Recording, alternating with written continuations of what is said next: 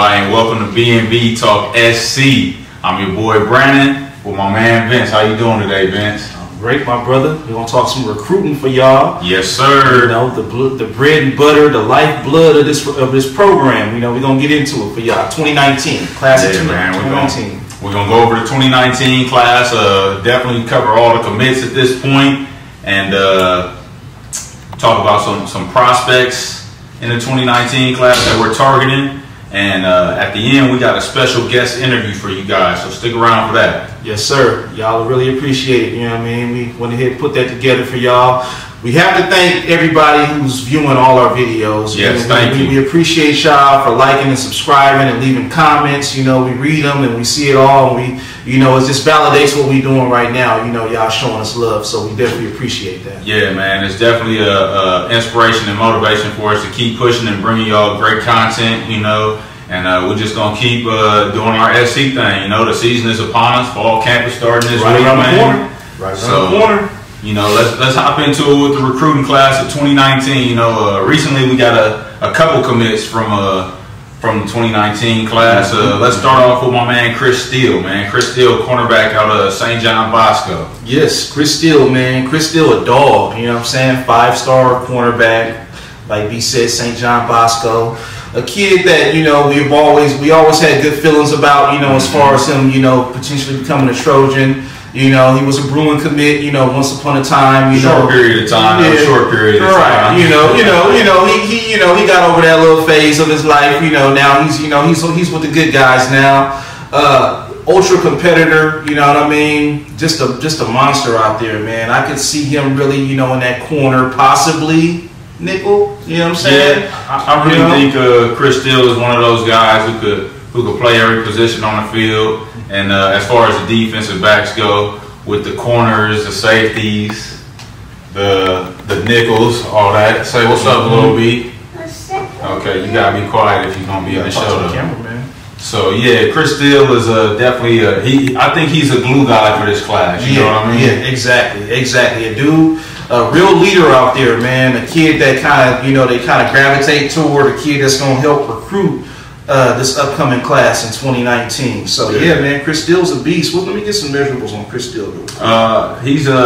They got him listed at 6'1", about 185, 187. Oh yeah, so he's solid. Yeah, in that range. He's a big corner. You know, he kind of reminds me physically of Biggie Marshall a little bit. Right. I could definitely see those comparisons. Right, and I definitely just see this Mika Patrick type scenario with him.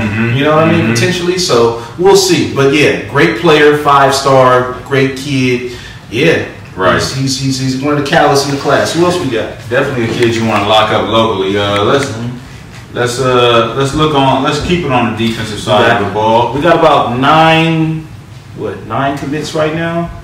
We got 10 commits so far this year. So let's keep it on the defensive side of the ball with another cornerback from up in Washington at Federal Way High School, Trey Davis. Yeah, Trey Davis, man, from the Pacific Northwest. Physical. Yeah, real physical. This is very physical. Especially for a guy his size. You know, he's 6 foot, 180, 185 maybe, but he actually played linebacker at his high school up there. And not just because, you know, they didn't have guys that were of the right size to play the position, but just because he's so tough. Right. You know, he's just a tough kid. Exactly. Like it's real with him. The physicality is real. Not the biggest guy in the world, but can definitely play in the box. Is not afraid of contact. You know what I mean? Not afraid to mix it up with anybody. You know, he's got a linebacker mentality at corner. You know what I mean? Yeah, I could definitely see him being for sure. I'm pretty sure they're recruiting him for sure for that nickel position, maybe even a strong safety type role. But he's definitely a physical guy. You know, that's what comes with Trey Davis. Yeah. Got good quicks, good instincts. You know, knows how to find the ball. But I see him as one of those DBs who's up near the line of scrimmage more than, you know, playing deep safety or deep thirds type coverage. Exactly. Yeah, Trey Davis he's one of those diamond in the rough type guys. You know what I mean? So it's going to be interesting to see him out there, definitely. Sticking to the defensive side of the football, Stanley Taufu. Yeah. Stanley Taufu from Simi Valley, California. From Simi. Yes, this kid is 6'2", 245, 250 pounds. He's going to come in and play strong side linebacker for us. He's comparable to another SC target, Mace Funa, who's currently committed to Oregon. Right. Very comparable players, maybe a poor man's version, but definitely, you know, another solid get. Right, and he plays at a smaller school at Grace Brethren. But when you look at this kid on film, his strength and his athleticism just jump out to you. You know what I'm saying? He's really solidly built. He's just a big barrel-chested kid. You know, I remember seeing some highlights from him at the Rising Stars Elite Camp this year, and he just looked like a D1 football player. You know, so I'm interested to see how he makes a switch from, you know, small-time high school to big-time college ball. But USC has done a good job at finding those poly kids and getting them into the fold at SC. You know, finding them under the radar cats, and we know who it is. Right, you know who it is. The Whisperer. He gets them, man. He can find the dopest, you know, one under the radar, just under the rock. You know, he can just go and grab him. So yeah, this kid is. I think he played a lot of middle linebacker.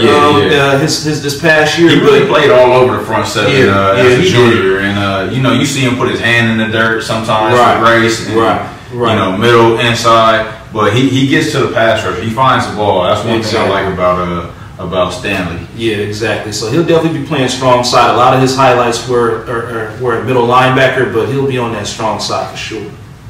You know, and one guy who's on the commitment list right now, listed as a defensive player, but is more likely to switch over to the offensive line, is Gino Quinones from Hawaii, St. Louis High School. Yeah.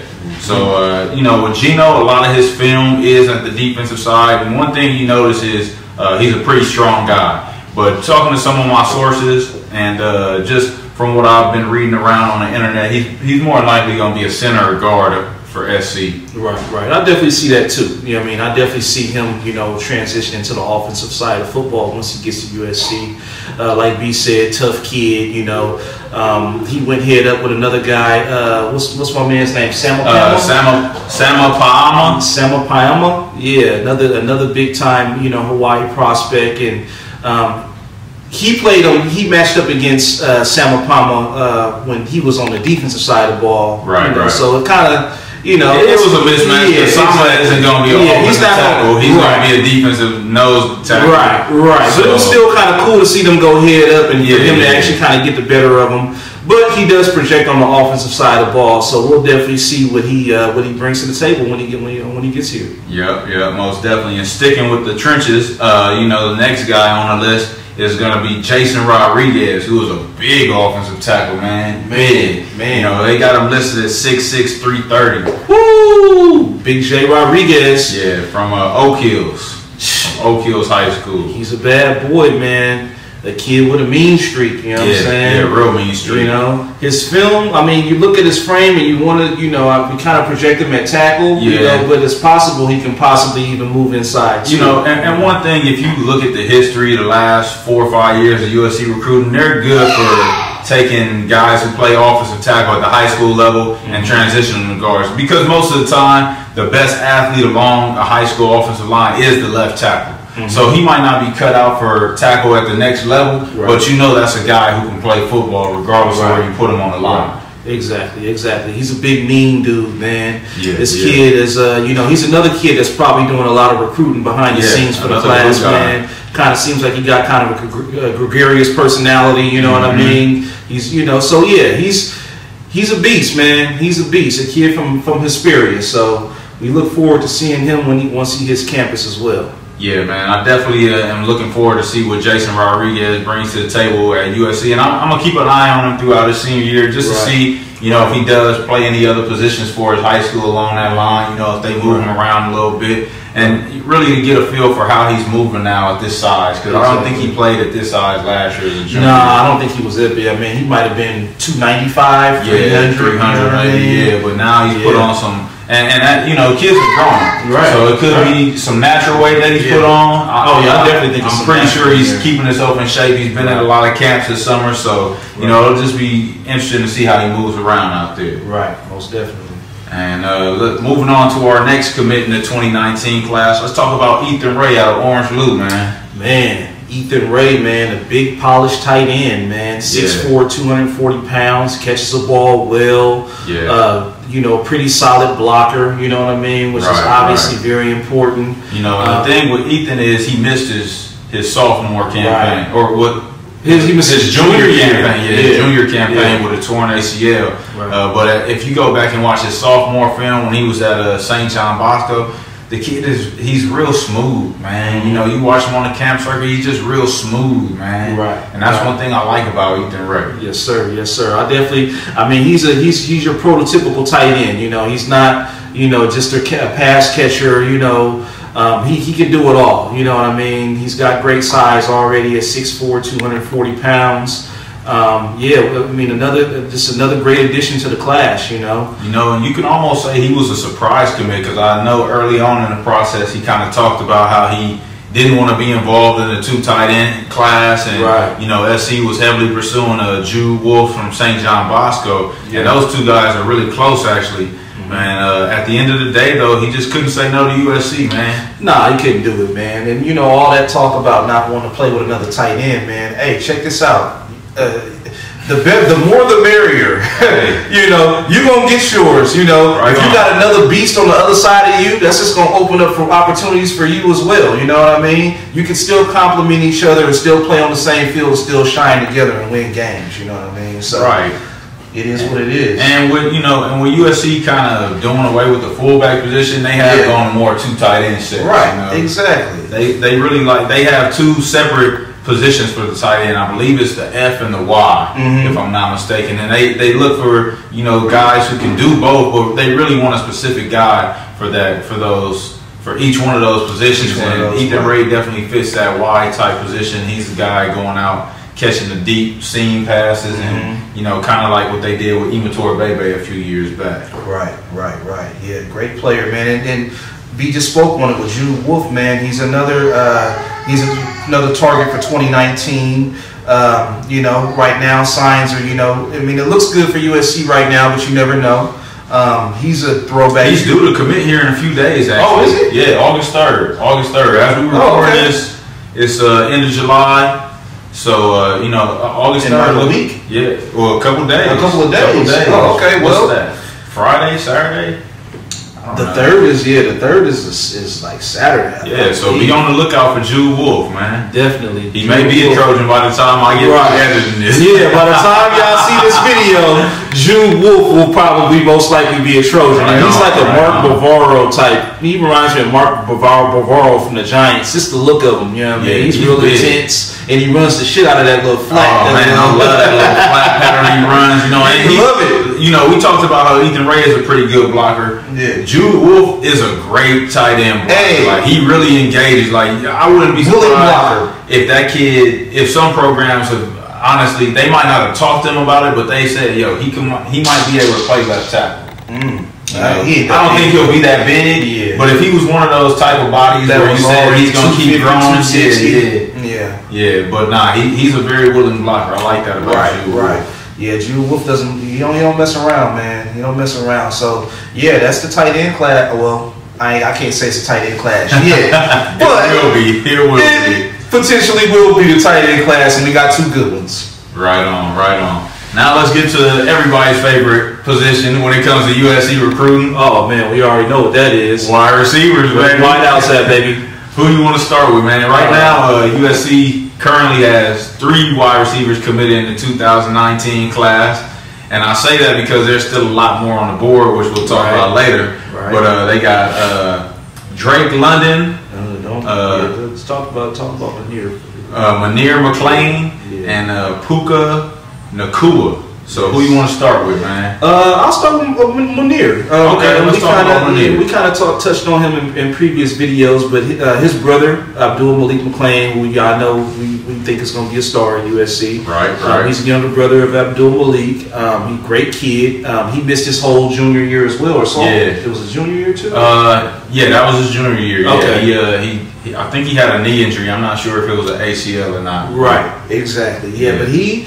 from the little bit that I've seen of him is really solid, man.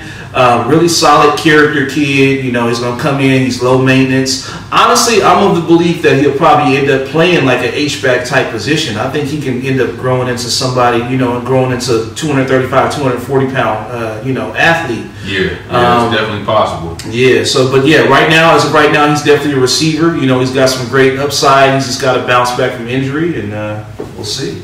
Yeah, man. I think Mcnamara is he definitely has the potential. You know, I think the coaches kind of took his commitment, and but they're still playing a wait and see game when they want to see how he recovers from the injury, obviously. Right. So we'll be sure to keep an eye on him throughout his senior year at J. Sarah Catholic, and just see how he does, man. Definitely. And then, like you mentioned, Puka. Puka Nacua. Yes, from I hope I'm pronouncing that right. Orem, Utah. I almost said Orem, Oregon. That would have been crazy, but yeah, Orem, Utah. Puka Nacua, man, he put up some pretty good numbers. I mean, he had 1,700 yards, 25 touchdowns last year. I mean, he's a pretty solid kid. You know, I like his game. Yeah, how you feel about him? And you know, he's a bigger guy from what they've recruited for their slot receivers before, because I've been told that they look at him as a slot guy, and he's about 6'2", 190. You know, usually you look at the slot guys at SC, and you know they're 6 foot and shorter in the last few years. You know, you talk about Burnett and Stephen Mitchell, right, and Bayless Jones, and even Amon-Ra, who they recruited in the last cycle. So he's a bit taller, but and that's one of the trends that they're going with. You know, I've been told T. Martin is really into length when it comes to receivers. He likes guys who have a wide catch radius, so it doesn't surprise me that they're going for these 6'2" plus guys. You know, right. Yeah, I mean, it can only help. I mean, when you got, you know, dudes out there with some real athleticism and they got length too, that's just a bonus. You know what I mean? So yeah, he's a great player. You know, we'll see, you know, how it all unfolds and see what happens. But the last committed receiver that we have on the board is one guy that I love. You know what I mean? And I would suggest, I would advise you, B&V Talk SC fans out there, to go check out Drake London. Drake London. You know what I'm saying? You know, from Moore Park. From Moore Park, yes sir. Football and basketball, man. How do you feel about this dude? My thoughts on Drake London is the sky's the limit with this kid. You know, still raw as a football player. I think he's only been playing varsity football or football period for the last 2 years. He may have played some Pop Warner before that, but he didn't play a lot growing up. He was a basketball guy, and if you look him up, he's, I think, a top 10 rated shooting guard in the nation. Top 10 nationally. Yeah, nationally. Like legit basketball offense. He's legit, and he's a lefty, so you know that's exactly. That's got a little something to it. But as a receiver prospect, he's big. Like really big, not just tall. He's big. Like he has a big frame. He doesn't look like your average basketball player, you know. He really doesn't, man. And he's got a game about him and he's got a physical game too. You know what I mean? Y'all know I love them physical receivers out there, man. This guy is physical. He reminds me of Mike Evans, but even with a little more physicality. Like this dude was downfield throwing blocks. Like I said, check his highlights out. Don't take our word for it. Check him out, and then check everybody out on your own when you get a chance. But yeah, Drake, I love him, man. Mike Evans 2.0. You know, and honestly, I mean, with the basketball future, we don't really know. I mean, because he's legit. And that's one of my biggest question marks when it comes to Drake London. What sport will he choose? Because at the end of the day, he's gonna have to choose one. Right. You know, with him, you know, crossroads eventually. They've already talked about how he boosted the recruiting rankings for the basketball team with his commitment to USC. Even though he will count on a football scholarship, that's just the way it works. But he's gonna play basketball at SC, and he's legit, like we said. So you know, if the scouts tell him like, yo, you're gonna be a draft pick in the NBA, that's hard. That's something that's kind of hard to say no to. Being that an NBA career can last, you know, way longer than an NFL career, if that's a possibility. You hit it on the head, man. I mean, eventually he's going to come to a crossroads. I mean, we talked about how good he is at both sports. He's going to have to choose one. You know, basketball, hey, I mean, it's an easier sport on the body. You know what I mean? It's you know, I'm not trying to make the case against football. Hey, let's be honest, that basketball money has been guaranteed for a long time. And a lot of it lately. Man, exactly. So look, hey, this is USC football. Don't get it twisted. But I'm just saying, like, You never know what can happen with the kid, but he's a beast, man. Definitely check his film out. I love him. I love him as a football player. He uses his body well. He's out there throwing blocks downfield. He's got some nice, he's got some pretty good speed. So yeah, he's legit, man. He's definitely legit. Yep. And our last commit for the 2019 class is a quarterback. QB. Yeah, the first quarterback commit in this class, because we've been told USC is definitely going after two, but this is Keenan Slovis. Yes, from Arizona. From Desert Mountain in Scottsdale, Arizona. So what are your thoughts on Keenan, Man, I think he throws a pretty nice ball. From what I saw from him, he's got, he's a pretty good player. He throws a nice football. I look at him, man, and I know he's gonna come in and compete. You know what I mean? I definitely know that. I know he's, but he's a real solid glue type player. You know what I mean? He's going to go out there and compete, but at the same time, I don't think he's going to have an issue if he has, if he's a backup quarterback. No, and interesting enough, his head coach at Desert Mountain is Kurt Warner. From the St. Louis Rams. Oh, wow. I didn't know that. Yeah, so if any underdog story out there in football, Kurt Warner is it. Hey, that's legit right there. I didn't know that. So, I mean, that makes me feel even better about him because, he's getting some real teaching. You know what I mean? Right. He's got somebody who's coaching him who's got some real pedigree. And like B said, an underdog. Great story. We know the Kurt Warner story. I respect the hell out of Kurt Warner. So he was one of my favorites as a kid. I loved Kurt Warner when I was growing up. Yeah. So that's cool, man. I definitely like him, man. I like his game. He came out and performed pretty decent at some of the camps. So they said he got better because he came out to 2 camps at USC, and they said he looked good at the first camp, and he came out and he really improved his game at that second camp. So that's a good sign right there. He's a kid who still has a lot of room for development. He's listed at what? 6'6", 195. 6'2", 195. So he's got room to grow, and he's not the highest rated quarterback out there. But you got to get a quarterback in this class. Exactly. You definitely want to bring somebody in, and like I said, it's not like he's coming in just to take a back seat to anybody. He's going to come in and compete. But he does. I feel like he has an understanding that even if he doesn't have a job, he's going to come in and be a great teammate. And just do what he has to do. And if his number is called, which it potentially could be, he'll be ready to play. So, yeah, Keenan Slovis, Arizona, Scottsdale. Is it Keaton or Keaton? Is it Keaton? Keaton? Look, okay, black folk, we do we Keaton for black folk. We've been so used to pronouncing all these poly names, you gotta put that little extra on it. So I hit him with the Keaton, you know what I mean? But if it's Keaton, feel free to correct me in the comments. Well, there you go, man. And so that's it for right now. Currently at the end of July, coming off the end of the dead period for USC recruiting, and oddly enough, going into another dead period in the month of August where commits can't come watch USC practice, which is strange to me. It's crazy. I don't know what the NCAA is doing nowadays. They do, they do one good thing and then they do 12 bad things. We know how that goes. So let's get into some prospects though. Some guys who have some offers from USC, and like I previously mentioned, the plan is, from what I've been told, to take 2 quarterbacks in this class. So it's a couple of guys out there with some offers. Ryan Helinski is one. Unfortunately, most of these guys are committed to other schools. Right. Ryan Helinski is one, and I don't know if you guys are familiar with his brother, Tyler Helinski, the Washington State quarterback, who unfortunately took his life earlier this year. But rest in peace, Tyler. I feel like because of that, his family is trying to get away from the whole Pac-12 situation and just kind of get a fresh start.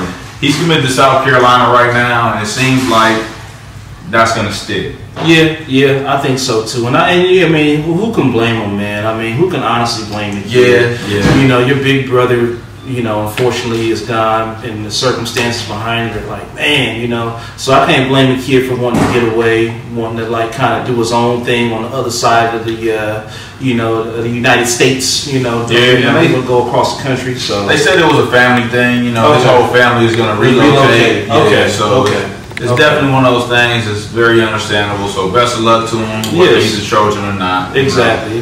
Wish him well. Wish the family well. That's a tough situation to have to deal with. So good luck to him. Another kid though that we started kind of recruiting a few months back. Mcnamara, right, from Reno. Yeah. I'm not sure where that one is going. He's committed to Michigan currently, so I haven't heard any chatter about him lately. But, you know, he's a guy who has a legit, you know, he's a good quarterback prospect. Yeah, he's a nice quarterback prospect. And, you know, his name came up a few months ago, and there was some, you know, there was a little bit of, like, buzz there initially. But like you said, it's probably, you know, that shit is probably sell. Honestly, I don't know when we're going to find another quarterback in this class. There's still one on the market who's not committed right now, Jaden Daniels. The kid from, is it Canyon High School? El Cajon. San Bernardino. El Cajon and San Bernardino. He released his top 8 a while back. USC was in it, but I'm not sure where the interest level is with him right now. You know what I'm saying? He grew up an SC fan, right? Obviously, but you know, JT Daniels from the 2018 class has had an effect on the 2019 quarterback recruitment. Yeah, he's definitely sent a ripple effect, man. I mean, okay, I didn't want to talk about JT Daniels, but. We always got it. What kind of SC show is it nowadays without mentioning JT? JT Daniels has sent a ripple effect through the program. Yeah.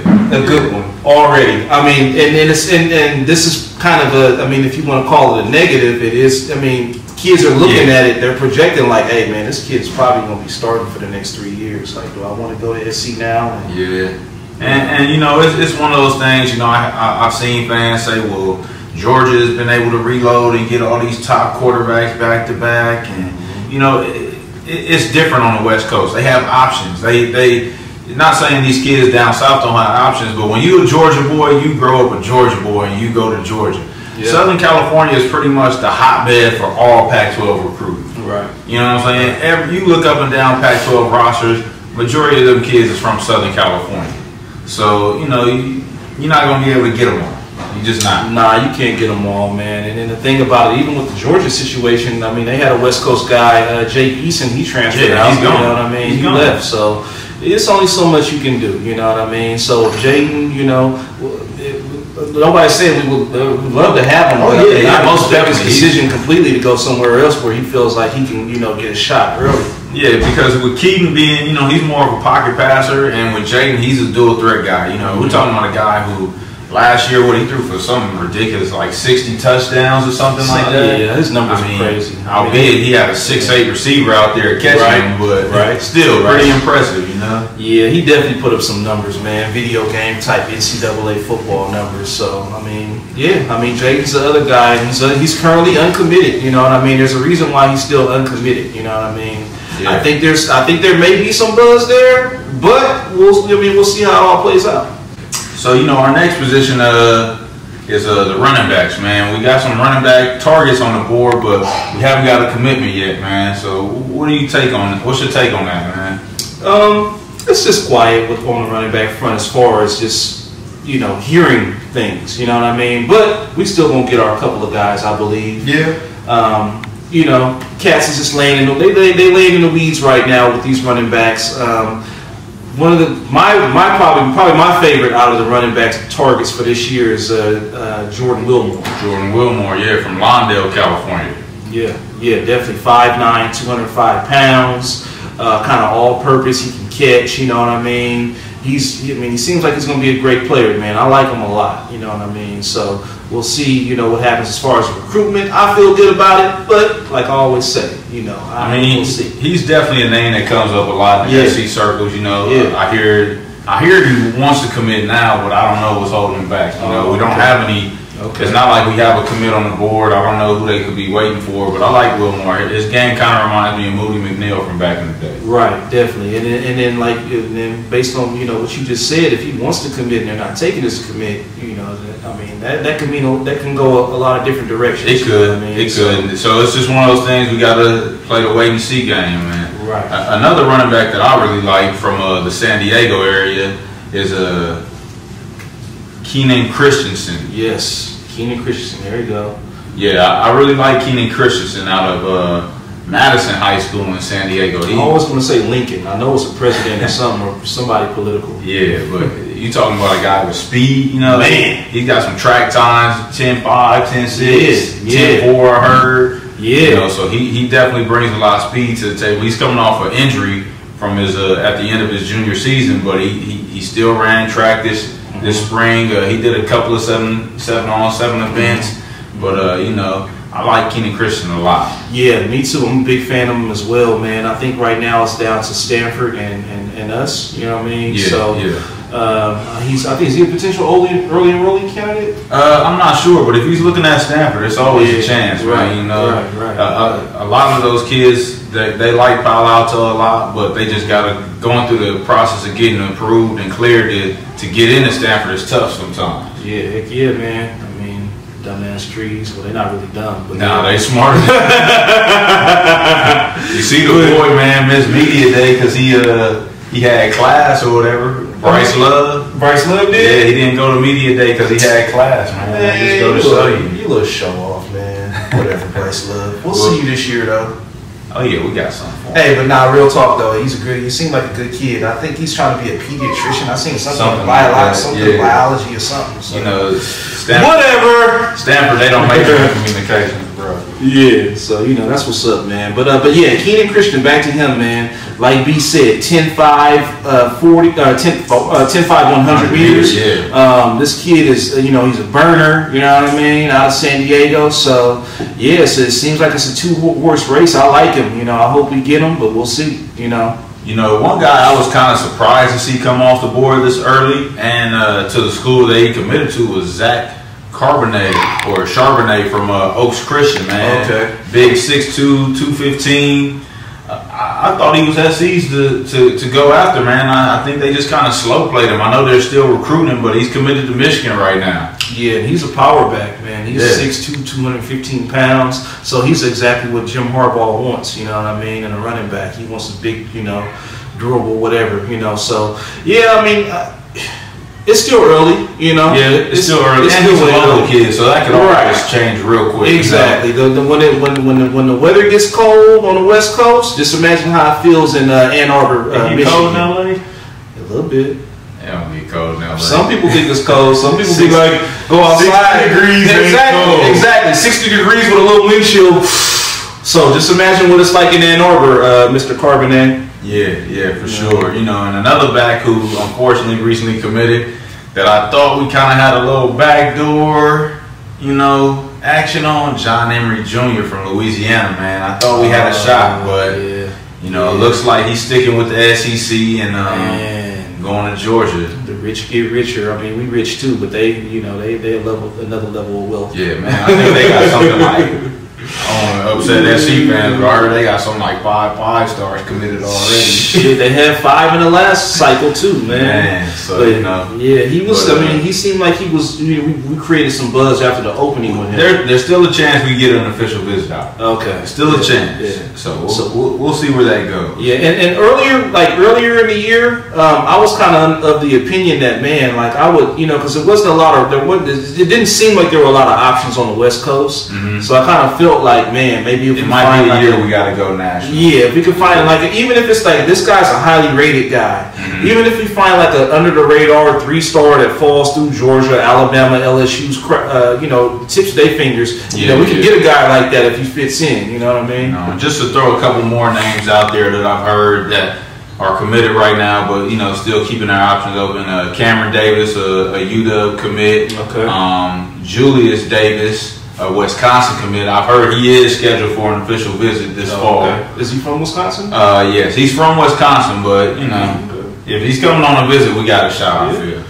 You know, and another guy, Glover Cook from Florida, Vanguard High School in Florida. He's currently a Missouri commit, but you know, we've heard his name around SC, and you know, it's a chance he could visit this fall too. Right. So you know, we already talked about the 3 wide receivers that we have committed in this class so far, but like we said, there's still some more on the board, man.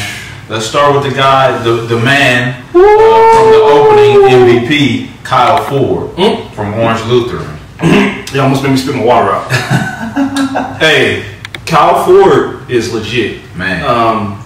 Receivers, man, receiver. We talked about it off camera, but man, receiver recruiting is like ridiculous right now, man. Yeah, it's ridiculous. But Kyle Ford is leading the way, man. And it's a fluid situation, so it could change at a moment. It could definitely change. But this cat, man, went to the opening and killed it. Like led the whole tournament in receptions. They said he was pretty much doubled up on everybody when it came to yards and receptions. So doubled up on everybody. Yeah. These are other 5-star. These are all elite college football players. This is the best of the best. This ain't no little local tournament. Like he went up there and ripped it, man. And I know his idol's Juju. Yeah. You know what I mean? His idol's Juju. He's very Juju-esque. You know, he's a big physical guy, great speed. You know, he can run all the routes. I like Kyle Ford, and I've been told he's at the top of their board as far as receivers go for USC. Hopefully, we're at the top of his board. Hopefully, man. You know, he's going to be a guy that commits later on in the process. So, you know, he's. I don't know when the last time he was on campus. I know he was trying to get in before this dead period in August started. I'm not sure if he made that happen. But Kyle Ford, I could definitely see him, you know, signing with the Trojans at the end of the day. Yeah, you know, if I had to call him a lean, I'll go ahead and call him that. But, you know, we'll see what happens. I just hope we do get him. I mean, the kid is a worker. He's out there getting it, man. And, you know, if Juju was his idol, you know what I mean, I'm all for that. You know what I mean? So, yeah, Kyle Ford, the beast. You know what I mean? Who's the other beast in the class, though, at receiver? Man. You already know who it is, man. Another modern-day kid.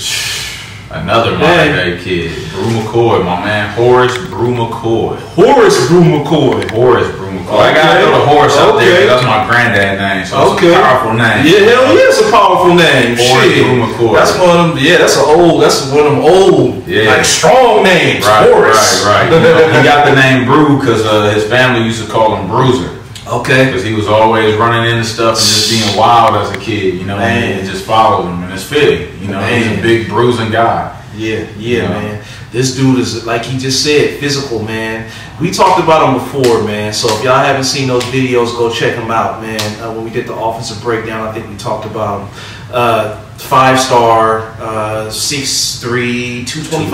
I don't know if he's that big right now. I think he's like 215, 220. But he definitely has the potential because you got to remember too, he's being recruited by some schools to possibly play outside linebacker as well. Exactly. Texas is looking at him at linebacker. Yeah. I mean, you know, and we've talked about it before, man. We feel like, man, he can get out there on third and 8, third and 11, third and 12, and literally just rush the goddamn quarterback. Right? Man, I do. That's what he can do. I'd have a special package for Brew if he comes to my school. Hey, you know, if you're willing. On third down, he wants you to go after him, man. Right, and I think he's all for it, man. I mean, he's a team guy anyway, so he's going to get on the field and do whatever he can. But yeah, receiver will definitely be his primary position, man. And you talk about another big physical, just TOS type, you know, Juju-S type receiver. You know what I mean? Yeah. Compliment a guy like Amon St. Raw, who's on campus now, well, in my opinion.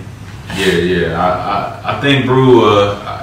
I hear he's a Trojan lean, so, you know, it's going to be a guy who waits till the end of the season. I think he's an early enrollee, so he'll probably be announcing in December. I didn't know he was an early enrollee. I believe Brew is an early enrollee, so he'll be announcing in December. We'll stay on the lookout for that, man. He's poised to have a big senior campaign with Modern Day this year. Oh, yeah, most definitely. And he got a just really quick 2020 tidbit. Bryce Young, 2020 quarterback, Modern Day quarterback. We'll throw Bryce Young in real quick. Yes, recently committed, and we'll be throwing him passes. So, Modern Day.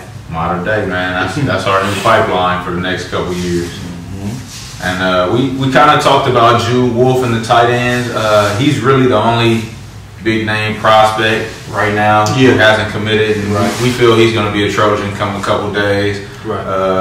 Once we get both of those guys in the fold with him and Ethan Ray, it won't be a whole lot of tight end recruiting. Yeah, exactly. Those two, man, that's the 1-2 punch right there. That's all you need. You know what I mean? And he's, you know, Jude, intense dude, willing blocker. That's all I need to hear about him. You know what I mean? So he'll definitely be in the class. Now, when you go to offensive line now, there's a lot of guys who are still in the mix and are heavy leans to the Trojans.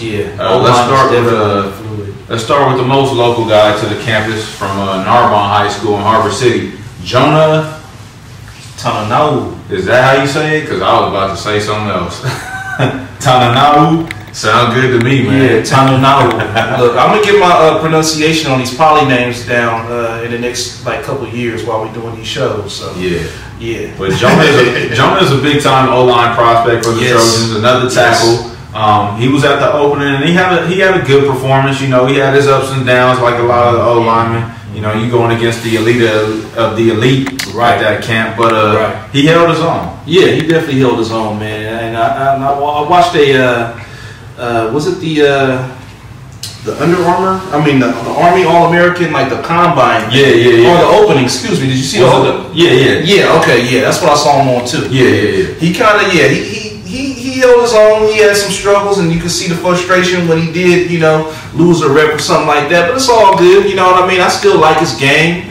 He's a fighter, and if you get beat, I'd rather you catch your attitude and win on the next rep. And that's what I was gonna say. A lot of the times he did lose a rep, he would come back the next rep with a W. Right. That's something key to look at. Yeah. And he's a local kid at Malvern, man. Like, come on. He's supposed to be having an announcement coming up on August 10th. Now, there's some speculation as to whether this is a decision on the school, a commitment, or an announcement of like a top list of schools. Right. So we'll just have to wait till August 10th and see what it's all about. Yeah, we'll definitely have to wait, man. But I'm of the opinion that at the end of the day, man, he's Harlan Gold, man, and he's going to be solid on the line. So I think so too. And another guy, local guy, Sean Ryan. Yes, sir. From San Juan Hills, Okay. San Juan Hills and San Juan Capistrano. Yeah, a guy who hasn't been on the camp circuit too much this year. He's done a couple of, I think he did a UCLA camp, and he did that kind of like spur moment. Yeah. And he visited USC on a low key visit a couple weeks ago. He's a big guy, 6'5", 300 pounds. A lot of people have him rated as the top offensive lineman in California this year. Yeah, and I could definitely see it, man. I mean, dude's a beast, man. I watched this film and I was definitely impressed, man. Quiet kid, just goes about his business, not really into the recruiting hype and hoopla. When he decides to make his decision, he's just gonna go ahead and do it. I think right now USC, Stanford, maybe even UW, kind of like the three teams that he's looking at, I believe. I think when it's all said and done, though, I got to go with the good guys, So it seems like Neil Callaway is building a great rapport. It's good to hear that because, unfortunately, you've heard from some other recruits that Neil Callaway didn't really mesh with, and that made a lot of a buzz around USC fans. So it's good to hear that there are, kids who he has that bond. Every coach ain't for every kid either. We got to take that into consideration. Definitely. Personalities. Kids have personalities. Coaches have personalities. Right. Not everybody's going to always mesh, but it's definitely a good thing that he's hitting it off with his O-line coach. That's what more can you ask for? Yeah, so we'll see what happens. Your position coach is right. It's pretty important for you to be, you got a decent relationship. Another lineman that we're recruiting heavily from Hawaii is Enoch Vamahi. I don't even see where. Oh yeah. Enoch Vamahi. Oh okay. Yeah. Kahahuku? Who is he from? Yeah, you said it. Yeah. Kahahuku. Okay. Yeah. Hey, go ahead and speak on him. Enoch. I haven't seen a lot of film on Enoch, but obviously he's a highly rated guy out of Hawaii. And we need linemen, so I'll take him. Yeah, I will definitely take him. He probably projects at guard. Probably. Just looking at his measurables, 6'4", 280 pounds. But yes, the more the merrier when it comes to interior linemen. Like y'all know how we feel about the team, man. We want to build from the inside out. So, as long as we're doing that, I'm happy. All right, let's switch over to the defensive side of the ball, man. Defense. We kind of talked about Stanley and the outside linebackers because our outside linebackers are rushing guys. So let's pick it up there, man. I know a name that a lot of Southern California fans are really interested in is the boy Kevon Thibodeau, man. Thibodeau. We'll talk about him, but I'm gonna be honest with you. I don't know if he's gonna be a Trojan. Yeah, that's kind of how we feel. A pretty good talent. Pretty good talent. Great kid in the classroom. Right. He seemed like he got some star quality to him.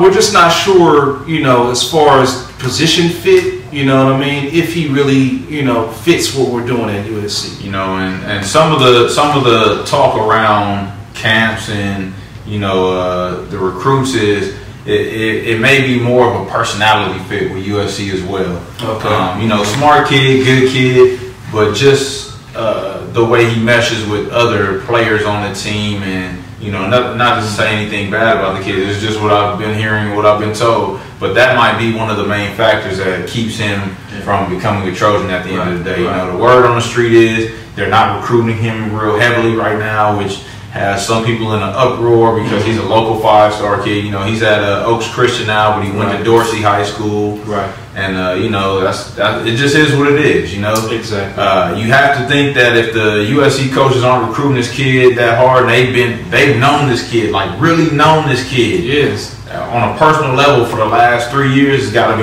a reason for it and something behind it. Exactly. You know, and it's a kid that started out at Inglewood, transferred to Oaks Christian. But yeah, like B said, man, if there's a reason, you know, his recruiting is playing out the way it is, it doesn't mean at the end of the day, you know, he's a bad kid or anything like that. But I mean, everything has to have a fit, you know what I'm saying? So if it doesn't work out, you know, last thing we want is to, you know, a kid to force himself and then it don't work out, and then you got to transfer, start the process over. You know, you have to think about the big picture and things. So, you know, we're giving our opinion on it. You know, at the end of the day, he might sign with USC. He might, you know what I mean? He might pick up, you know, but you go know, a different direction. But as of right now, this is just the information that we have. So. Right. You know, so we'll see what happens with Kayvon Thibodeau. A couple other rush-ins that we're on right now. Latu.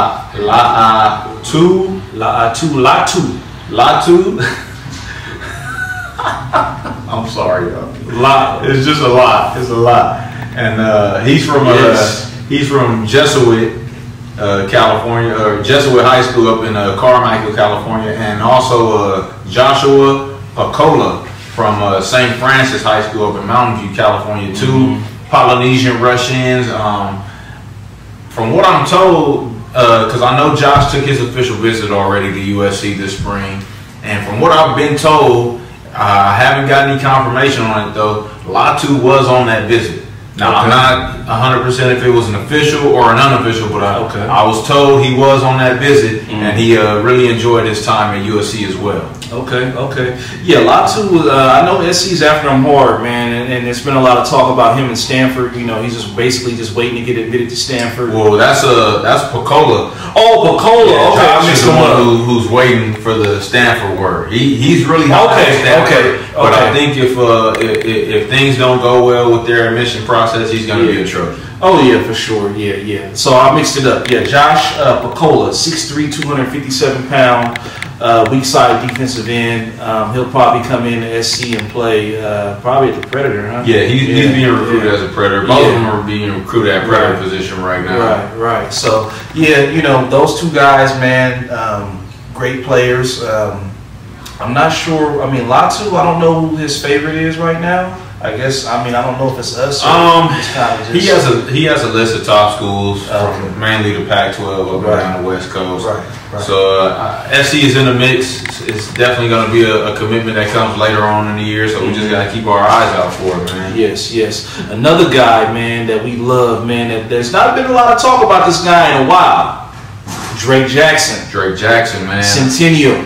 I'm not going to put no names out there, but somebody posted an article that he was committed to USC, and like within 2 hours it was gone like a ghost. Man, it was like the I ain't gonna get political, but yeah, it was like it was gone. It was deleted. you know, things have kind of picked up with Drake and Oregon a little bit. Oregon has a lot of momentum right now, but I'm calling a bluff. I'm calling Oregon's bluff. Yeah, we're not worried about Oregon.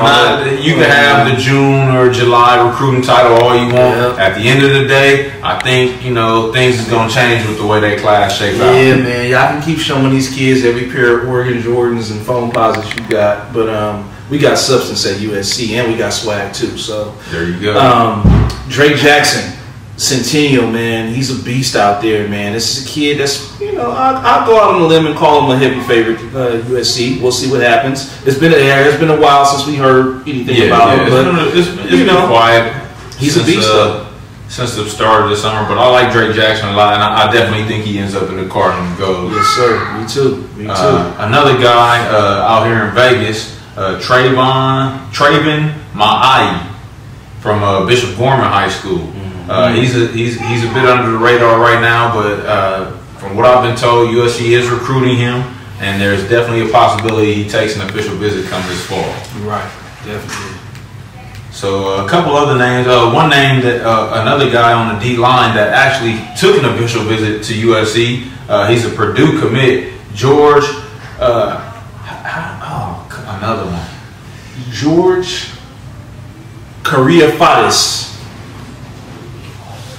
I gotta pull it up on my list too. Karlafidis. He's a five-star, right? He's a 5-star by most publications. Yeah, big time prospect. Big time prospect. Out of is he from? Yeah, he's from Indiana, West Lafayette. Okay. So he said that he's solid with Purdue, but if something was to change during the season, he'd take a good look at. I believe it was USC, and if I'm not mistaken, Michigan. I want to say. Okay. I think it was USC and Michigan. He said they're kind of lingering to see, what happens with the Purdue coaching staff, how the season goes, things like that. So it's definitely a possibility. I'm gonna go on another limb. He's not gonna sign with Purdue. He ain't gonna sign with Purdue.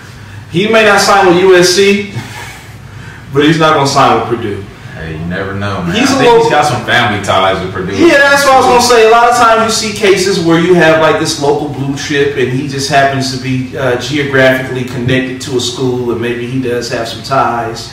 But I mean, as far as his football future, I mean, he can. I mean, you can make it happen anywhere. I'm not saying you can't make it happen anywhere, but you want the biggest. A lot of kids want to play on that big stage. Yeah, right? you want the biggest stage with the most. That's going to really prepare you. The most. So right. We'll see what happens with him. So sticking on the D line, let's go to the interior of it now and talk about some D tackle / nose tackle guys that the Trojans are after. I call them ogres. The ogres. Let's start with the big man in the middle, Siaki Ika.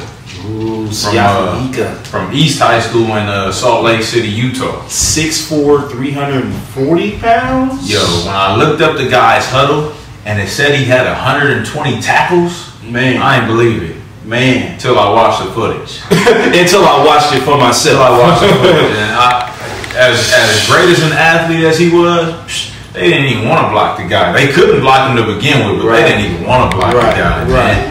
He's just a really big guy who has quick feet, though. Real quick feet, man. Yeah, the dude can move all across the line, man. It's really crazy, man. Hey, it tells you everything you need to know if Alabama's really recruiting him. Oh yeah, in Alabama, I think right now it's more of a SC Alabama type battle. He was committed to BYU at one point early on in his recruitment, but now he's looking at the big boys, and Alabama has kind of already snuck in and gained ground with Fatui Tuateli, who left USC off his list. So I know the Trojans said they're still recruiting him, but I don't know how far that's going to go. So. Yeah, 5-star out of Honolulu. We forgot about him. Yeah. Siaki Ika is definitely he's a big time prospect for us, and I put him in the category of must gets this year, man. Yeah, I do too, man, because you want to have somebody behind Brandon Peely, man. Yeah, Brandon Big Alaskan. You know what I mean? I think he can definitely fill that role, man. This kid, like you just said, can move all across the line. He had 100+ tackles at nose. That's crazy. And about 15 sacks or something like that. Yeah. So, he's got some ties to I think he's got some LA ties, or his family. Yeah, he's got some family. I want to say in the Torrance area, or I might be mistaking him for another recruit, but I know he's got some family down there in the LA area. So. Right. So, at the end of the day, man, I feel confident about him. At the end of the day, when it's all said and done, man, this is how we recruit, man. Yeah. This is how we do. We close in December and January. That's his MO, man. That's when kids come for their official visit, and now he's already officially visited in the spring. But when you come down from some of these places where the climate really gets cold, like snow, 3-4 feet of snow on the ground, and you come down to LA in January and it's 75. 75. It'll do something to you, man. Yeah, definitely. It'll do something to And you. then with this kid too, man. I last interview I seen with him, I think he mentioned possibly early enrolling. Okay. So he's a good student too. So that's a plus. You know what I mean? That's a plus. That plays in our favor for sure. Yeah, definitely. So yeah, be on the lookout for him, man. And we feel like at the end of the day, he's going to be a part of the 2019 recruiting class. All right, so next up on the list for D tackles, he actually has a brother on the team, man, Matthew Palomalo. Oh yes, Matthew Palomalo of Arizona, man. Yeah, D tackle out of Arizona. Yes, sir. This is a kid, 6'2", about 300 pounds. He wasn't really on the camp circuit a whole lot this summer. I think he had an injury. He did. Yeah, okay. He had an injury. So he was injured, so he didn't really get to see a lot of them. But this is a kid that's when he was projected as a potential high 4, potential 5-star type player. Right. So based on the type of season he has, his rank, he should be ranked pretty high. It's a strange recruitment at this point because there was a lot of buzz about him early on when his brother committed, Isaiah Palomalo. Right. When he committed to USC, it was almost like a lock. I'm surprised he didn't commit it around the same time. And as of late, you think like a kid in that situation would have been already committed. So I've heard some buzz about him in Washington. Okay. So I hope that he's a guy who still gets a shot. I really like him for SC. I think he'd be a good fit for the culture and the system that we run. So we'll have to see where it goes. Though, big strong kid. Right, definitely wait and see on Palomalo. We just touched on him having a brother at SC, so I think that will give us some sort of inside track. But we'll definitely see what happens. He's got to get healthy. First and foremost, he got to get healthy. He got to play some games, and we'll definitely see.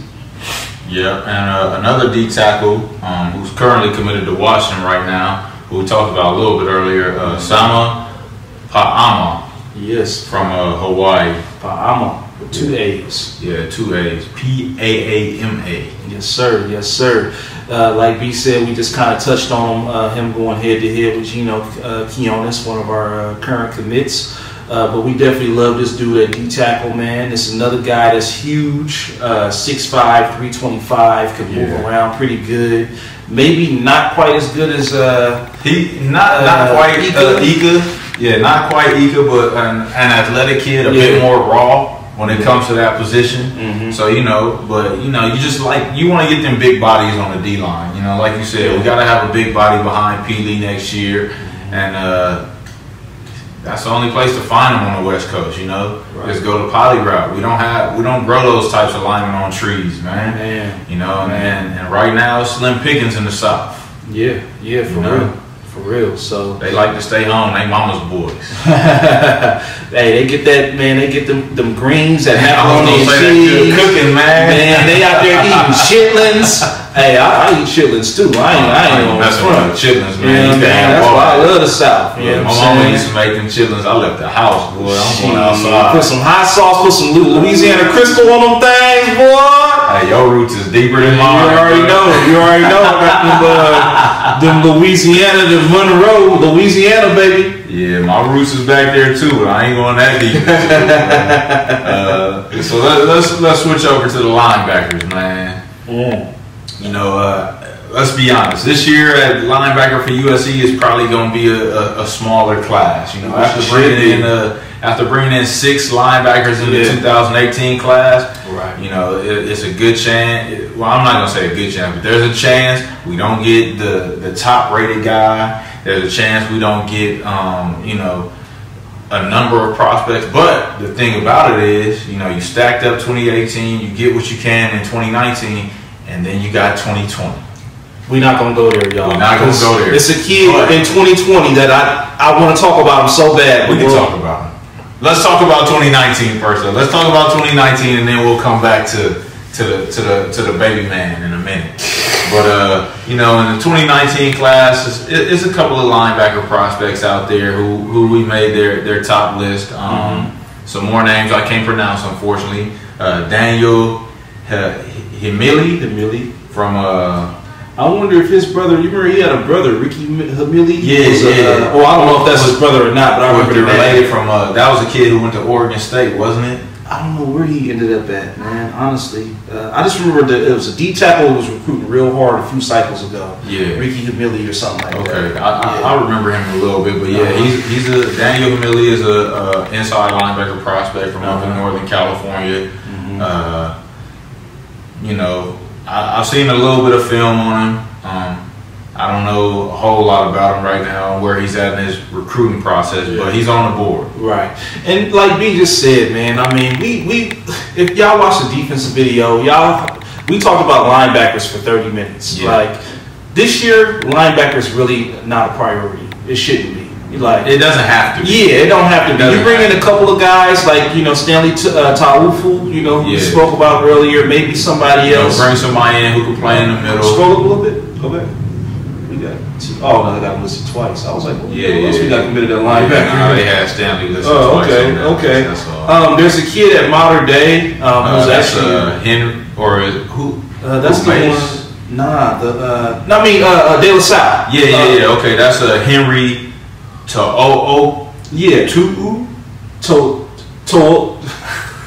Henry I don't know. I'm sorry, Henry T. Henry T. There you go. Henry T. He's a 5-star, but I mean, he might look around, and I don't blame him, and be like, "Damn, they loaded at linebacker." You know, just don't ruin your life, kid, if you decide to go elsewhere. But hey, man, he might come. You know, you never know.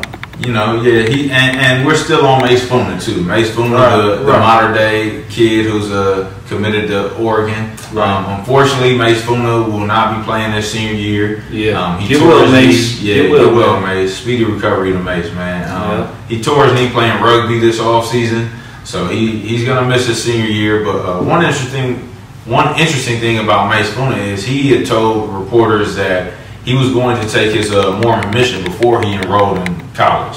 So after this season, he was planning on taking his Mormon mission. Now, that was before he tore his knee, so I don't know if that changes things for him. But Mace Funa was, you know, there was a chance that if whoever he committed to in this class, he wasn't actually going to take the field for that team for another 2 years. So we got to see how that plays out too. Yeah, circumstance, man. You know. I mean, that's his decision to make, you know what I mean? I would definitely respect it, you know. We'll definitely see. I mean, Mace has got some things, you know, like injury-wise, you know, as far as his, you know, his faith, you know, he wants to take a mission. So we'll see how it all plays out with him, you know. We'll definitely keep you guys updated as to, you know, the latest and greatest. So one linebacker who I've been hearing a little bit of noise about lately, he was once upon a time the first USC commit in the 2019 class, is the Gabriel Floyd, who is currently at Westlake, but I think he started his ball at what was that school down the street from SC where Jody and them came from? I can see the colors, I can see the school, I can see the players. I can't think of the name right now. Jody Lewis, Pat Hall, Jalen Hall, Greg Johnson. They were all a part of the same little core guys, and they ended up leaving the school. But either way, you know, the Gabriel Floyd, he's committed to Texas right now. But, you know, there's a chance that depending on how things play out in Austin this year with the USC game and with the rest of the season, he can come back into the fold for the Trojans. Yeah, I mean, we'll see. You know, we'll definitely see what happens. I mean, it's a hard thing to do, you know, being, you know, Austin, Texas, you know, recruiter, having a kid, you know, locally in LA, you know, and having to worry about this kid, you know, wavering for a whole year or two, you know what I mean? If they reignite that flame, you know, talking about USC and the Gabriel Floyd, you know, that's big trouble for Texas. Well, I've heard that the flame was never completely extinguished for sure. So, you know, there's still some talk between the two groups. He has his thing with the depth chart and how many linebackers they brought in the last class, but you never know. You know, he can watch the season, see how things play out, and think otherwise once signing day comes around. So we'll see where that goes. Right. Stay tuned on that one. Another local kid, Raylan Goforth. You might recognize that name. His older brother. What was his brother's name? I I can't remember his name. I used to remember his hair, man. I used to always want to cut that damn ponytail. He played for the Bruins. He was a safety, wasn't he? Yeah, he was a safety. Number 3 for the Bruins, man. For UCLA. And I give the Bruins credit. Well, he was on some pretty decent defenses. They had Kenny Clark. They had a couple guys on those defenses. Yeah, I give him credit. But the little brother Raylan, he's at St. John Bosco this year, and he's been in talks with USC. And I know we're high on his list. Yeah. So it's a chance, We'll see how it plays out. Right. But once again, man, linebacker is a position where we really don't have to. Yeah. I will say though, I like Raylan's game. I've watched a couple of his tapes, his highlight tapes, and he's very instinctual. He's not the biggest linebacker, He's a little bit on the. He's listed at 6'2", 224. He didn't look that big to me. He looked probably about 210, 215 last year. But he has good instincts. He has a good nose for the ball. He's a solid tackler, and he plays in a system like St. John Bosco. So I never discount those guys. Exactly, man. He comes from a good, pedigree. His brother was good bloodlines. Pretty good player, and now he's at a powerhouse program. So everything works out. He's gonna be all right. He's probably gonna be a nice player. So we'll see. What happens as far as his recruiting for USC, just because of the depth. But great player, great young player. Right. And moving on to the defensive back recruiting, it's a lot of buzz around that right now. Man, USC is going to lose some defensive backs this year to graduation and to the draft, and there's so many names out there that are possibilities. It's like where do you start? We got Chrissteele on the board.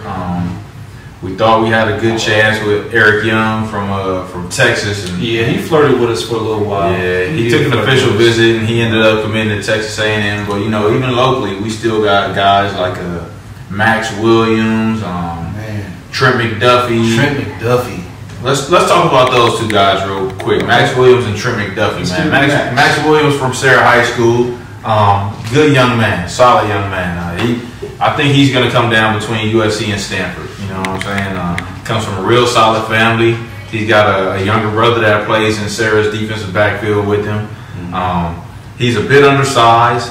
He's listed at 5'8", but at the opening, he didn't have a lot of guys catch passes on him. He when it comes to defending receivers, Max he's real sound in his fundamentals. Okay. Yeah, I like Max, man. Like you said, he comes from a great family. It's about 7, 8 Williams brothers, all play football. So we'll see what happens. He's a Sarah kid. We love our Sarah kids, of course. Right. I think, because of his height, unfortunately, they're kind of, it's not really a lot of buzz right now at the moment. But we'll see how it plays out. But a great kid, and I would love to have him in this class. Yeah, height or not, And I will hope that they wouldn't let that be the determining factor at the end of the day, because when it comes down to it, the kid is a football player. Right. He comes from a good program in Sarah. He has the tape to back it up. And he's when you look for a pure cover corner. Max he's as good as they get out there on the West Coast. Right. And another guy, Trent McDuffie, who I really like. I love Trent McDuffie. I like Trent McDuffie as an athlete. I really think he could play on either side of the ball. I know, and I've said it before. People may not agree with it. He really reminds me of Adoree, man. He reminds me of Adoree. He's just an athletic guy. This will be his first year at Bosco. He was at Servite previously, and he's going to be teamed up with our boy Chrissteele. So maybe that'll play a little bit of influence on where he is with USC. Another kid who's down at USC and Stanford, or I think it'll be a USC Stanford battle. Yeah, man. We love Trent McDuffie, man. It's a two-way player, man. Just real technical, just real, I like him a lot, man. I honestly, the weird comparison for me with him is a player that's kind of under the radar, but I don't know if you remember Jordan Poyer. He used to play corner for Oregon State. I think he's with Miami right now, or maybe Buffalo. But he was like a kind of a two-way guy, return kicks, real scrappy type corner. And he's still in the league today, man. That's kind of who he reminds me of, is Jordan Poyer, man. But I love Trent McDuffie, man. I hope he's. And I'm glad you mentioned the return guy, because that's another element to the game that Trent brings. You know, he's punt return, kick return. He's got really good speed. You know, I don't know what his track times are, but Trent is a guy who's got some burners to him, man. Most definitely. Yeah, he's nice out there, man. You know, Trent is one of my favorites in this class. We already talked about Trey Davis, who's currently a committed corner, physical corner from the Pacific Northwest up in Washington. What other targets do we have at specifically? You know, I don't know where we are with Isaiah Rutherford. I heard some buzz for a little while. It kind of died down. I don't know if USC is still recruiting him. He kind of fits the bill for what, you know, Ronnie Bradford and Clancy Pendergrass look for. Tall, long, got good speed. But I don't know if they moved on from him, or if he's moved on from USC, or what the deal with that one is. But a name who I've recently heard a little bit of buzz about is Cameron Fabla. What? They got some. Man, it's some all-name out team there. This ain't even a poly name. Cameron Fabicu Kulonen from Westlake. There you go. Athlete from Westlake. Go look him up, man. We apologize, but geez, we're gonna have to write these names down and get some pronunciation. Man, we need every syllable. You know what I'm saying? But he's currently a Washington commit, 4-star, and I don't know where he's at as far as, you know, Washington has they're pretty strict with their commits. They don't like their commits to take some visits. But as we mentioned, there's some Washington commits that are still flirting with SC, and he's one of them. So, you know, I watched some of his tape earlier today and last night. He's very instinctual, long guy, listed at 6'1", 180. And, you know, he's been playing varsity since his freshman year of high school. Okay. So, you know, a lot of his tape is at corner, but he has some tape of safety as well, too. You know, so we'll see where that goes, man. Yeah, we'll definitely see. You know, the kid, he's versatile. He can play corner and safety, so I love that. You know, another kid who can play corner and safety, who's getting a lot of buzz at safety, a kid who I really like, is Noah Pola Gates out of Arizona. And I really like his film. A lot of schools are recruiting him as a safety, but when I watched his tape and I saw him playing corner, I was impressed. Okay. Yeah, Pola Gates, man, out of Arizona. You know, a lot of, you know, there's been some buzz, and then it's kind of cool, and then, you know, it's the ebb and flows of his recruitment. Yeah, right now he's come out, or a few months ago, he came out and said Alabama was his leader. Okay. So, but I know USC is still in the mix. Oh, yeah, we're going to be in the mix to the end, you know. We're going to be in the mix to the end. You know, a lot of these kids like to make, you know, proclamations, you know, as far as schools, you know, oh, Alabama, you know, but, you know, we'll see how it all plays out at the end of the day. You know, another safety who I really thought we had a serious shot at, and I've heard we still do, but he recently made a commitment, is Cameron Williams out of Bakersfield, California. Yeah, love Cameron Williams' game, man. Love Cameron Williams. Yeah, he's a hitter, man. He'll come down and hit you, and he's an athletic guy, plays quarterback for his high school team. Right. But he recently made a commitment to Washington again. Yeah, Washington's doing their thing in recruiting this year. I give them they do credit. But SC is still on these boys. Yeah, for sure. SC is still in the picture, you know. For sure. So, you know, he's already backed off one pledge from Oregon, which it didn't even last a few months. So we'll see what happens with that. Yeah, most definitely, man. And this is a kid, man, who's, you know, he can cover a lot of ground. He's a hitter. You know what I mean? Like B said, he's an athlete. He does a lot for his team. You know what I mean? I love those type of guys. You know, guys that can play offense, play multiple positions, and then transition to like a nice safety position. You know what I mean? At the next level. So, you know, we'll see what happens with Cam. But we both love Cam out of Bakersfield. So yeah, I like Cam a lot, and we need safeties right now. Definitely need some safeties. It'll be interesting. A lot of these recruitments are going to play out to the both signing days, December and February. It'll be interesting to see how they play this December signing day, this upcoming cycle, because last year I think a lot of coaches were caught off guard with the number of kids that actually signed in December. Yeah. You know, I was caught off guard by it. Right. A lot of programs wasn't prepared to bring kids in at this, that many kids at that time. You know, it says it was a ridiculous amount. Something like 70% of the signees signed in December. Yeah. And it was just like, whoa, all you guys aren't early enrolling. Right. What are you doing? Right. You know? Right. So, but I mean, I think this year, I don't think the number will be that big, but I wouldn't be surprised to see a 50-50 split on it. You know what I mean? So yeah, I could definitely see that. I could definitely see, a little bit of this, a little bit of that.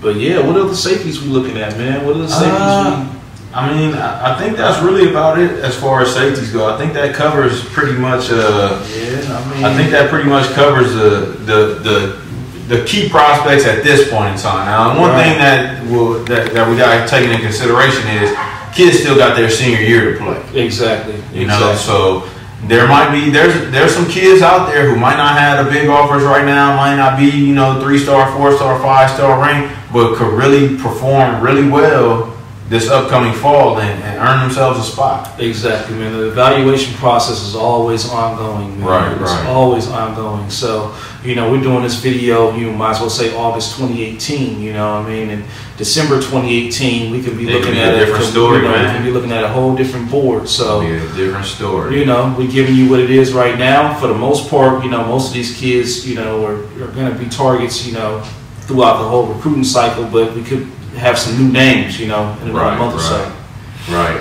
One kid, I did say we weren't going to go into 2022 deep, but one kid I did say my man could talk about, the baby man, Justin Flo, out of Upland, linebacker out of Upland, California, man. I've never seen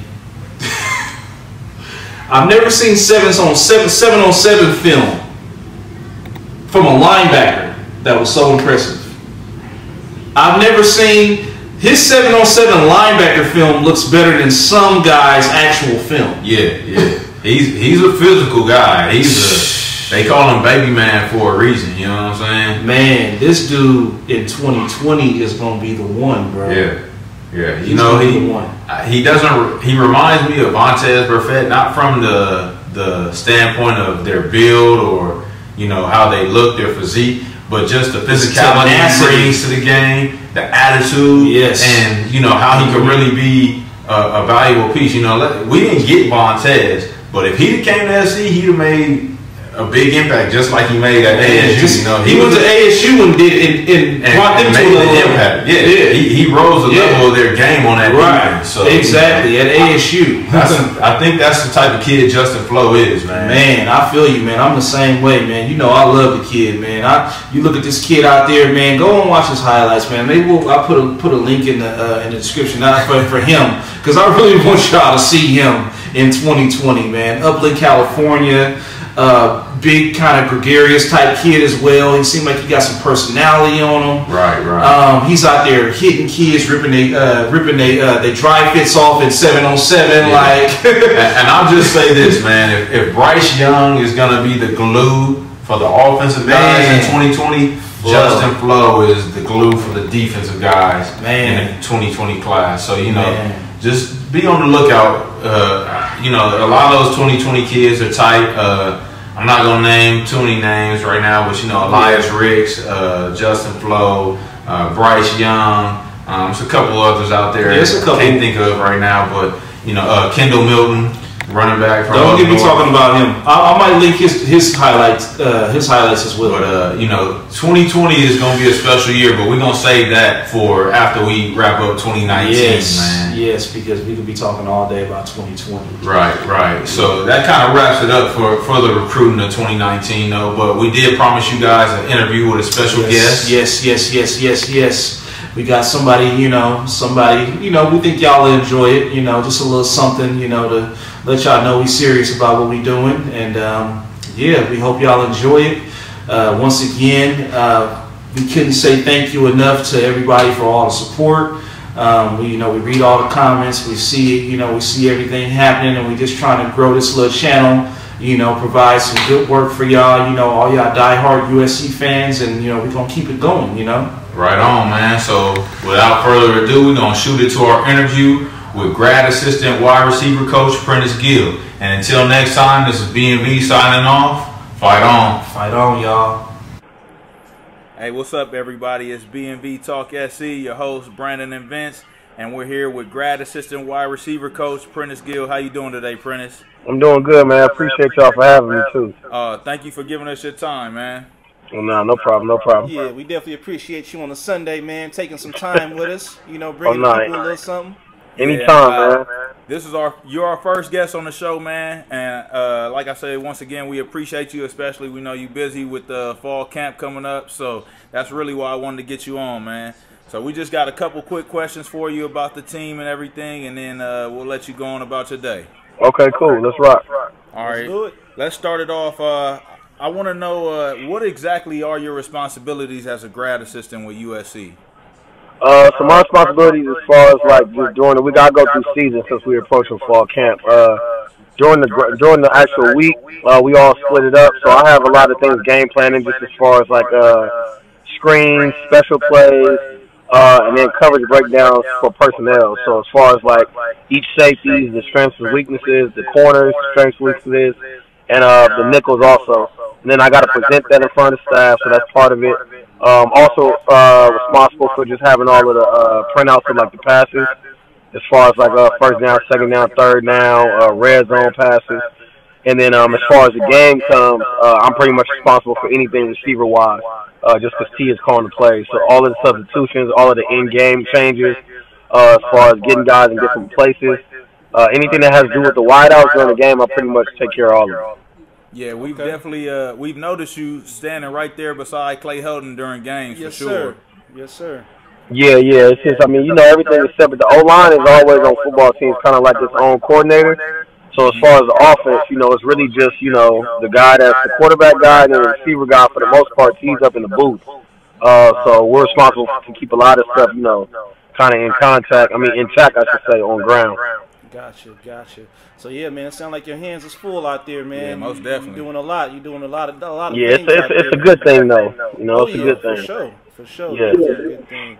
Wish you guys is what's kind of the overall, you know, vision for the offense, you know, for this upcoming season. Honestly, man, our vision for the offense, man, is just to be better than we were last year. And I know it sounds cliche, but this year I think it means a little bit more, especially losing, you know, your top passer, top rusher, top catcher. It's really just kind of a chip on the shoulder to feel like we can be better, because we actually do feel like we better. You know, probably not in every guy, you know, the main guy, but as far as like an overall standpoint, you know, we feel good about it. The whole O-line is back. You got all your tight ends back. You know what I mean? You got really good running backs, really good depth. Receivers are back. You know, so as far as that, we feel like we can be deep for Game 5. I think we'll be really, really balanced. Gotcha. Yeah. Sir. And just on a personal note, what's your experience been like working with this staff under Coach Clay Helton and Coach T. Martin for the last few years? It's been good. You know, I was comfortable because I volunteered with them back in I think it was 2013 or 2014. And even though Clay wasn't the head coach, I was around him. You know, so it's been good. So Clay's a really good guy. You know what I mean? He's always big on family and morale, and that's always good. And I mean, T is just, you know, T's a wolf. You know, so that's the thing with T is he gonna always push you competitively. He gonna push you as a coach, just as far as like knowing your stuff. T, I mean, we call him the dictionary at work. You pretty much know everything, man. And it always seems like you got an answer for everything. So it's been good. I think our staff has a really good chemistry now, rather than when we first got handed the job as a staff and we were kind of still ruffling a lot of feathers trying to figure everything out. Right. Yes, sir. That's pretty cool, man. Talking about some of these young guys, or actually some of the guys, a couple of guys are coming back who are kind of, you know, going to lead the way as far as the receivers. Tyler Vaughns and Michael Pittman. You know, can you give us your thoughts on those two?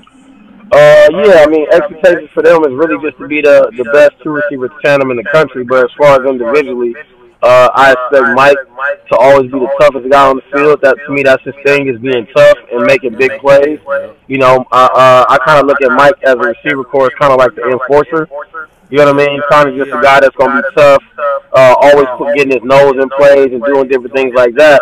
And as far as Tyler Vaughns individually, man, he got a big chip, because I look at him as a guy who you cannot not be open. You know what I mean? Like, he got to be open every play, because you already know once we kind of get to rolling, a lot of D coordinators just started to rely on man-to-man when they can't stop you in zone. You know what I mean? So we expect all our guys to get open, but Tyler especially, he got to be open 24/7. He got to be like a 7-11 out there. Man, and that dude's, man, his catch radius and some of those catches he made, like on the sideline against. Oh yeah, no doubt. No, Tyler's expected to be really consistent and make big plays. The whole year. He has to do that for us, or we'll struggle without him. I feel it, man. And then just real quick on Pittman, I love the comparison. We always talk about the tough guy, man, plays special teams, right, run down there on kickoff. Yeah, no doubt. People don't give him as much credit as like a Juju per se with toughness, but I mean he's right along in there. You know what I mean? Like I would love to throw them two dudes in the room and watch them go at it. Like the dude is tough, starts on every special team.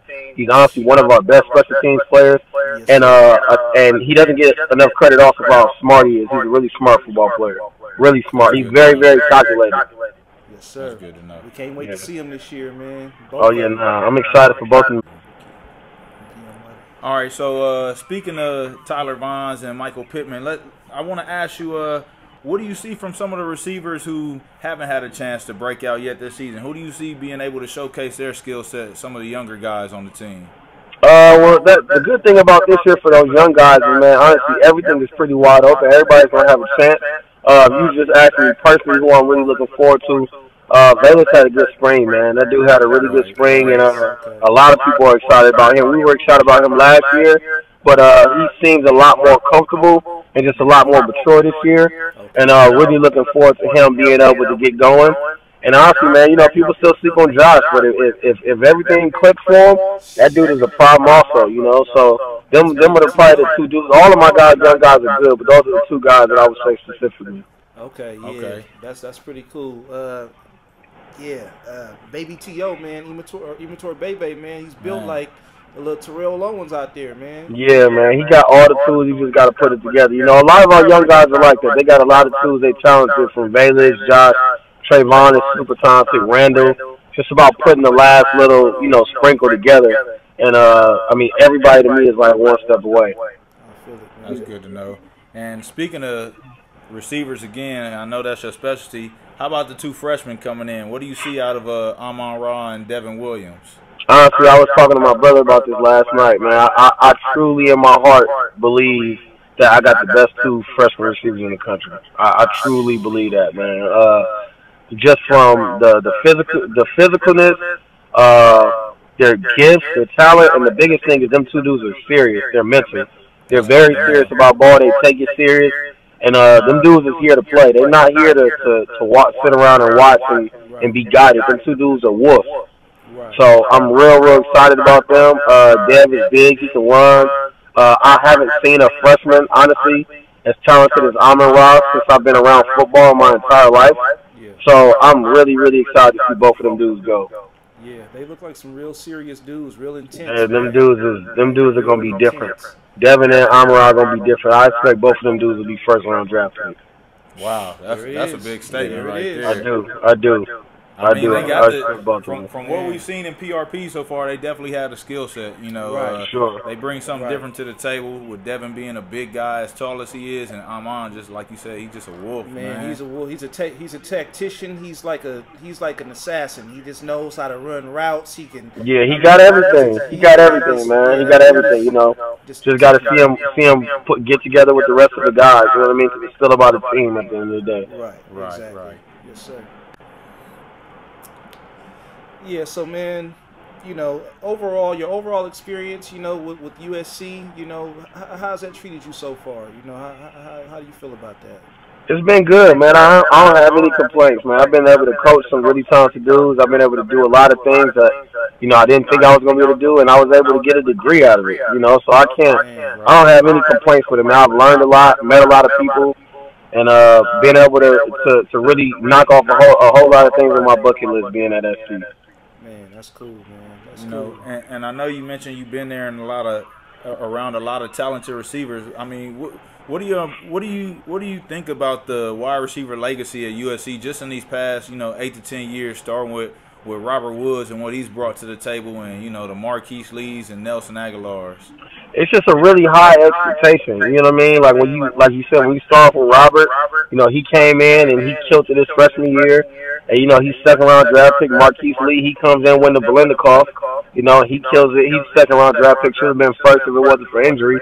And then to bring in a guy like Nelly, you know, who had about 20 or 12 catches or something like that in his high school career, and for him to turn around and be a first round pick, you know, it just shows you that no matter if you were a guy like Woody, who's been playing wide out since he was 6 years old, or a guy like Nelson, if you jump in that wide receiver core at USC, you're expected to be special.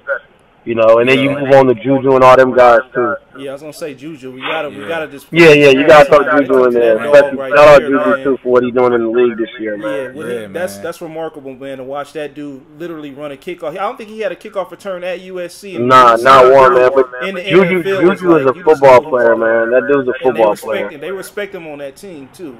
No doubt. He's a more to me.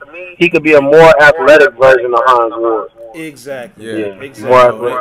I felt like when Juju got drafted by the Steelers, that was the perfect fit for a guy. No like doubt. him, you know, No doubt. To go in there and be able to get an early opportunity and to work with a guy like Antonio Brown, man. Yeah, that, and then a lot of people underestimate the gift of going to a team that will let Juju be himself. You know, Juju is a special guy as far as his personality. Exactly. So, you know, him landing all that other stuff, video games, man. He's definitely running with it. You know, he's took that and he's ran with it and he's marketing himself very well. Yeah, he's doing a really good job at that. He's keeping it clean too. He's definitely a star, man. Dude's a star, and you know it's not always where you go. It's or when you go, it's where you go. Yeah, it's the fit. He's a class organization, Mike Tomlin and all them. So yeah, he's a star. No doubt. So overall, man, what are your overall career goals as a coach? Just in general, you know, your overall career. Yeah, man. Overall career goal, obviously first is be a head wide receiver coach. T's done a really cool job at giving me a lot of responsibilities of one, and handing me a lot of that stuff to take it off his plate. But obviously to get the title. But my ultimate goal, honestly, right now is just to be an offensive coordinator. I haven't really wrapped my mind around being a head coach one day, but I know I want to be an OC at a really big college, hopefully USC one day. Yeah, so that's the ultimate goal. Yes, sir. Yes, sir. That'd be dope right there, man. Full circle. By then, hopefully, we got our full media credentials. You know exactly. what I'm saying? Yeah. We'll be doing the official interview, and you know, some years down on CBS. Yeah, we'll be able to do that in person. Yeah, you know. And then on another note, man, we want to congratulate you. I know you graduated with your master's degree this year. Big ups to you on that, man. Yes, sir. Appreciate you, man. Appreciate you. That was a blessing. What subject did you get your degree in, though? I got my master's in communication management, so I'm part of Annenberg. Oh, okay. That's what's up, man. That's big, man. I hope one day to be able to follow in your footsteps, brother. Maybe I can get my master's degree from SC after I'm done, you know? You got to get them to pay for it. That's the reason I got it. Hey, man, look, that's the only way it'll happen, man. That's it, man. That's the only way. Hey, man, maybe YouTube will pay for it one day. You never know. Hey, no doubt. Somebody besides you. You don't care who money it is. Man. Yeah, man. Exactly. And that'll pretty much wrap up everything, P, man. So once again, man, we really appreciate you giving us some time, man. Thank you. Sir. And you know, we look forward to big things out of you guys this year, man. Best of luck with that. All right, no doubt. I appreciate y'all, man. All right, take care, man. Fight on. All right, dog. Fight on.